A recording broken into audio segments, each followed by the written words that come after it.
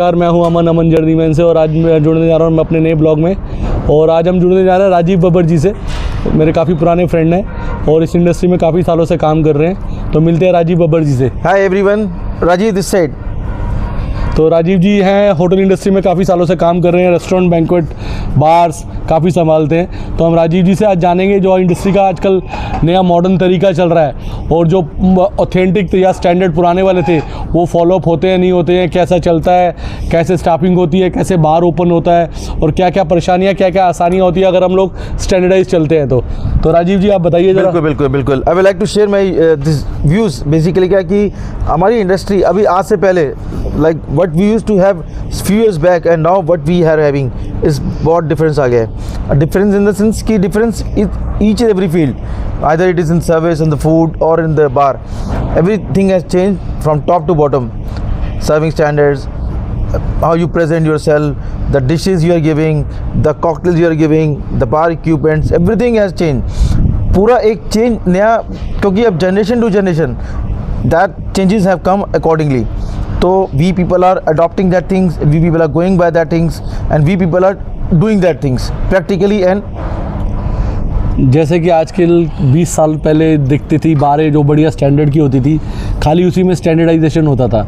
लेकिन लास्ट 10 साल में इंडिया ने काफ़ी इम्प्रूव किया है और अभी भी मतलब कुछ सिटीज़ हैं जो बहुत हाइक पे है, जैसे आईटी सिटीज़ हैं, हैदराबाद, बेंगलोर, गुड़गांव और पुणे। ये सिटी बहुत हाइक है अभी भी कॉर्पोरेट को लेके, और corporate is the main target audience for our bars and restaurants.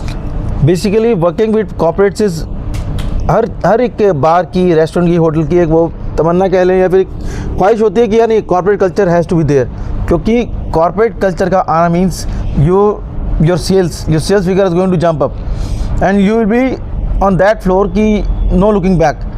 Corporates will connect you to all over the world क्योंकि their connections like that, their networking is like that. तो एक बार आप जिस चीज़ में आप एंटर करेंगे खासकर कॉर्पोरेट कल्चर में, तो you will get a new world. Corporate के साथ साथ जैसे कि आज हम बात करते हैं कि कितना सिनेरियो रहता है प्रमोशंस इवेंट्स का, और रेस्टोरेंट चलाने के लिए डिफरेंट टाइप के इवेंट्स होते हैं, नाइट्स होती हैं, उसका क्या महत्व रहता है? बेसिकली प्रमोशंस हर टाइम पे ज़रूरी हैं और दे आर रिक्वायर्ड, बल्कि कहेंगे अब आज की डेट में वो एसेंशियलिटी है। क्योंकि if a property needs to run, events होते रहने चाहिए, that gives a new look. पता लगता है कि yes this is the latest thing going on the, that is the promotion event. जो इवेंट ही है वो जो उस चीज़ को आगे लेकर खड़ा करता है कि हाँ यार ये चीज़ है, that means something new is going on.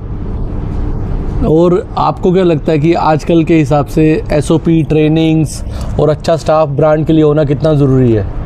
हर चीज़ का अपना एक इम्पॉर्टेंस है, चाहे वो एसओपीज़ हैं, स्टाफ, हर चीज़ का एक बैग बहुत ज़रूरी है। क्योंकि एसओपीज़ मीन्स कि एक स्टैंडर्ड ऑपरेटिंग प्रोसीजर, तो वो चीज़ उस चीज़ को डिफाइन करती है कि how we people are going to operate that thing. और बात रही स्टाफिंग की, तो स्टाफिंग तो again that is a backbone. तो स्टाफिंग ही अगर है तो you people are on the top of the world, otherwise we will be lacking with that things. और ऐसे में ट्रेनिंग भी बहुत ज़रूरी है, बिकॉज ट्रेनिंग के अलावा हमारा जो कोई भी ब्रांड है वो अधूरा है।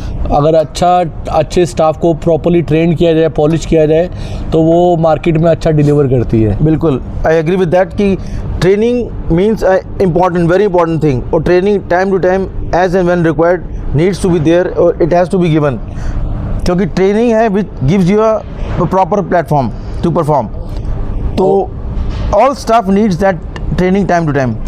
ट्रेनिंग के साथ साथ जैसे कि आजकल क्या बोलते हैं, काफ़ी ट्रेंड हो रहे हैं कि ये ब्रांड, ठीक है, फ्रेंचाइजी मॉडल्स जिसे कहते हैं हम लोग। फ्रेंचाइजी मॉडल्स के लिए कई लोग क्या है कि खाली अपना नाम बेच रहे हैं आजकल, ठीक है, properly skilled staff, skilled management देने में लैक कर जाते हैं कुछ दिनों के बाद। उसके बारे में क्या कहेंगे आप?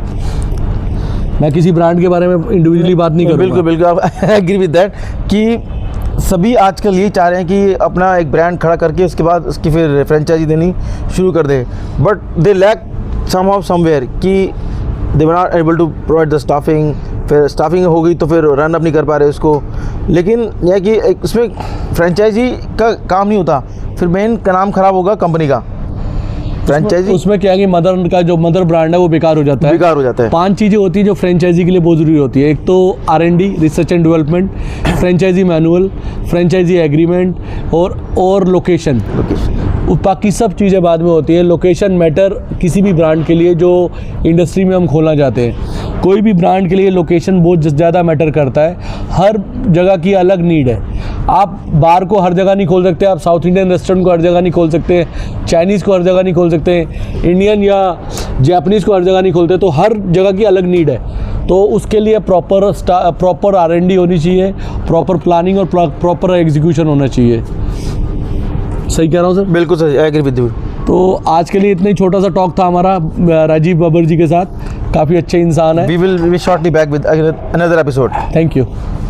Thank you.